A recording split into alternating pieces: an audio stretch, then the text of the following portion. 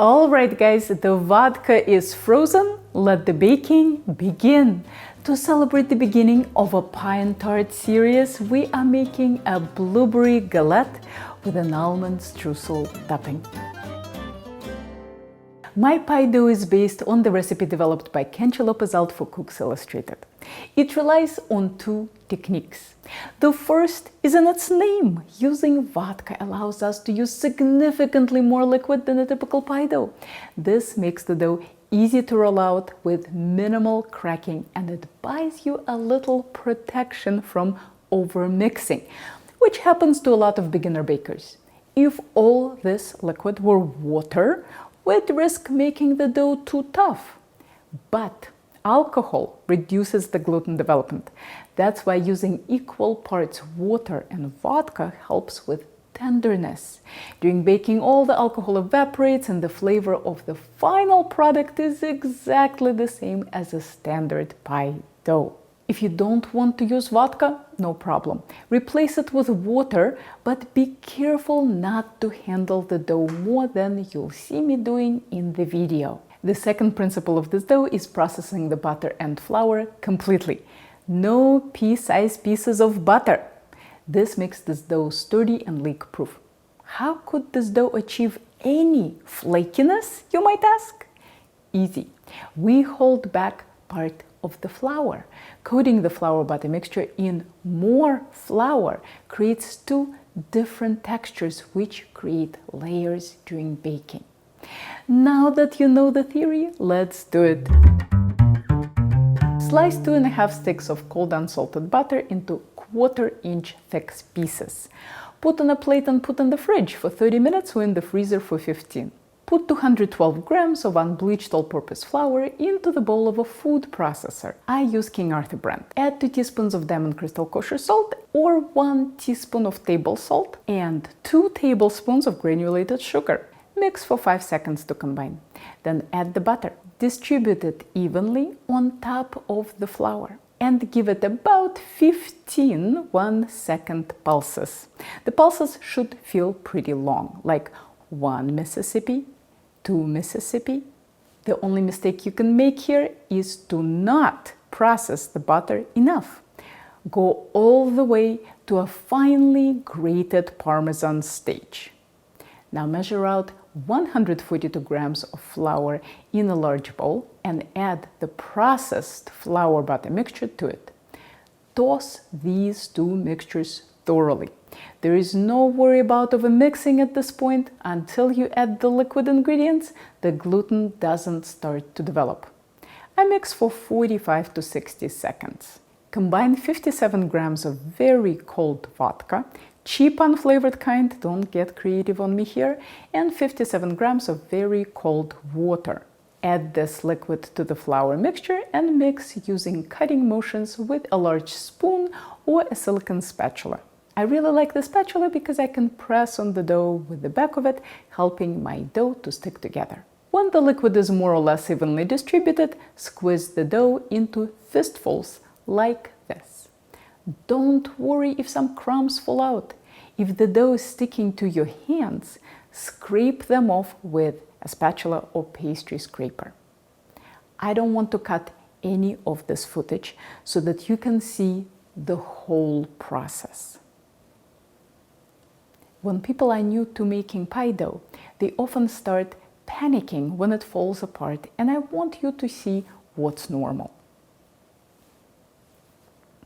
When all the dough is in small clumps, start combining them into bigger clumps.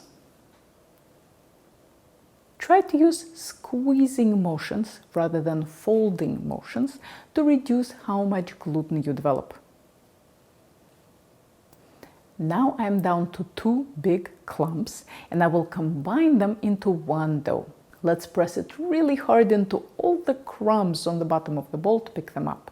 The top of the dough is always stickier than the bottom, so periodically flip the dough to help you pick up more crumbs. In the end, you can give it a couple of folds and you're done. You can divide this dough into pieces of any size. I find that 3 250-gram pieces are perfect for my needs since I primarily bake free-form galettes and 9-inch tarts. Line a small bowl with plastic wrap and weigh 250 grams of dough. Shape it into a disc with your hands. Wrap it very tightly and repeat with the remaining 2 pieces of dough. Flatten out your discs of dough with a rolling pin and make them as round as possible. Place the dough in the fridge for at least 2 hours and up to 5 days or freeze for future use. The streusel topping can be made the day of baking, but in case your brown sugar has solidified into a rock, it will require a few hours to soften, so it's good to take care of the topping in advance. Softening brown sugar quickly in a microwave will change its behavior because it will evaporate some of its moisture. The method that works best for me is to wrap it in a damp paper towel, cover it with plastic and let it sit for a couple of hours. Don't worry if your sugar has an occasional pale patch. This happens because the paper towel absorbs a tiny bit of molasses. Yeah, that's what gives brown sugar its color. Now that my brown sugar is back in action, we can make the topping. In a small bowl, combine 40 grams sliced cold unsalted butter, 40 grams brown sugar, 40 grams unbleached all-purpose flour, 20 grams broken up sliced almonds, and a tiny pinch of salt. If you have pomegranate molasses, add a 1/4 teaspoon. That's completely optional, but it gives the topping a hint of acidity, which is very pleasant. Mush all the stuff with your fingers until no dry flour remains. It's a very forgiving mixture, so don't worry about overmixing. Cover and put in the fridge for at least 30 minutes and up to 5 days. Sprinkle the counter and the dough with flour and bash it with the rolling pin, being careful to keep the thickness of the dough even. This makes the butter pliable without warming it up. Little cracks on the edges are par for the course, but you want to nip this problem in the bud because little cracks turn into big cracks when you start to roll. So squeeze the edges of your dough firmly to take care of these cracks. Now that we have a good circle, we can start rolling. Start in the middle of your dough and roll up. Then start in the middle and roll back. After every up and back roll, rotate your dough. This constant rotation keeps the shape even and warns you about sticking before it gets out of control. If the dough is not moving easily, unstick it with a pastry scraper and add more flour to your counter. I'm a recent convert to using a French rolling pin. Its tapered shape lets me apply pressure to specific parts of my dough, which lets me control the shape a lot better than a rolling pin with handles. But of course, any rolling pin will do. I'll link to the full tutorial on this kind of rolling pin in the description below. You see how my thickness and shape is not very even here? If this happens, you can tilt your rolling pin and redistribute the dough. In the end, I'm looking for a thickness of about 1/8 of an inch. To avoid doughy folds, I like to make the edges of my dough quite thin. If you are in a rush, you can fill the dough and bake it immediately, but the texture will be better if you chill the dough for at least 20 minutes. If you cover it with plastic, you can even keep it in the fridge for a day or 2 after rolling out. Unstick the edges, fold the dough in half and in half again. If you have too much flour underneath, brush it off with a pastry brush and transfer the dough to a parchment-covered baking sheet. While our dough is chilling, let's preheat the oven to 400 degrees. If you're baking on a shiny baking sheet, place your rack in the bottom third of the oven. If you're baking on a dark baking sheet, place your rack in the middle. Don't make the filling until the oven is heated and the dough is rolled. If your fruit starts releasing juice prematurely, shaping will be very difficult. In a medium bowl, combine 70 grams sugar, 9 grams tapioca starch, a pinch of cinnamon, and whisk to combine. I use the same formula for most of my tarts and galettes.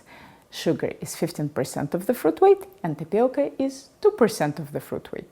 You can use either fresh or frozen blueberries. I just discovered frozen blueberries from Costco and I am in love. They are better and cheaper than most fresh supermarket blueberries. If you're using frozen berries, don't defrost them so that they don't release the juice too early. Add zest of 1 lemon and a little squirt of lemon juice and mix to combine.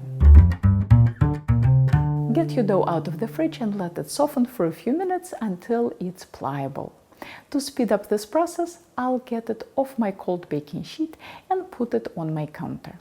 Okay, we're back to pliability and ready to shape.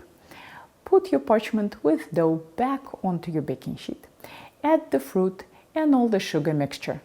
Just to give you a heads up that the measurements I gave you are correct, but what you are seeing on the screen is a bit too much filling. It's 500 grams of blueberries instead of 450 grams that I call for in the recipe. What can I say? I am a notorious overfiller. It's a strange and unhealthy compulsion to try to get as much filling into my doughs as humanly possible. Don't be like me so that your galette isn't bursting at the seams. Even 450 grams of fruit might be a tad too much if you rolled your dough thicker than I did. So only use what you can comfortably fit. Basically, do as I say, not as I do. Go around the dough and make folds to enclose the filling. Keep one hand inside the dough so that you can pinch the folds together. If you don't pinch the dough together, all those folds will come undone in the oven. When you're done, go around every fold and check that it is pinched tightly. Squeeze the streusel topping into walnut-sized chunks and place on top of the fruit. You won't need all the topping, but you can freeze the leftovers indefinitely. Brush the dough with melted butter and sprinkle it with sugar. People often ask me why I use melted butter and not an egg wash. I feel that an egg wash makes the top of the dough unpleasantly tough, so I prefer butter. Bake in the bottom third of the oven for 45 to 50 minutes or until the dough is brown and the fruit is bubbling all over. Cool for at least 1 hour and serve. In spite of my overfilling, there is not a trace of sogginess in the dough. Here, let me take a bite and I'll flip it over to show you. Perfectly brown and crispy. The juice that bubbles out of the top might look messy, but it doesn't affect the texture one bit. I think the drips actually add to the charm of this rustic dessert, so I wouldn't worry about them. In the next video, we'll continue our pie and tart fest with a caramelized onion, cherry tomato, Gruyere tart. So stay tuned and get working on your pie dough. Here are more very detailed culinary tutorials for you to check out. And if you are ever in the Boston area, maybe I'll see you in one of my classes.